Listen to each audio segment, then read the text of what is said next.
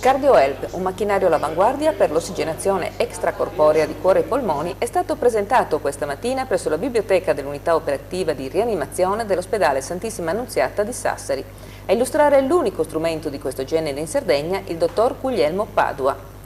Un gioiello della tecnica moderna, un apparecchio che permette una ECMO, cioè che permette l'ossigenazione del sangue del paziente mettendo a riposo il polmone con una respirazione e ventilazione protettiva.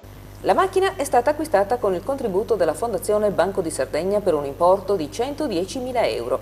Il senatore Antonello Cabras ha ribadito l'impegno dell'istituzione nella funzione sussidiaria, soprattutto economica, del servizio sanitario. Il nostro unico problema per il futuro, ha sottolineato il Presidente della Fondazione, sarà quello di individuare le priorità nelle scelte degli investimenti che di volta in volta ci verranno suggeriti dai vari operatori tecnici e professionali. A questo proposito il commissario straordinario dell'azienda ospedaliera Giuseppe Pintò ha dato notizia dell'istituzione di un organismo centralizzato che valuterà i vari progetti.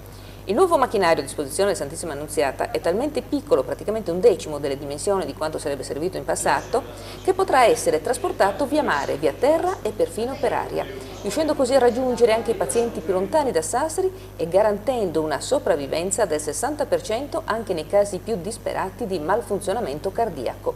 In queste settimane si concluderanno i corsi di aggiornamento dell'equipe preposta all'utilizzo del CardioHelp e tra 20 giorni entrerà in piena attività. L'ospedale sassarese, che dal 2010 è entrato a far parte della rete nazionale Respira, è uno dei 16 centri ECMO ed è l'unico nella regione Sardegna.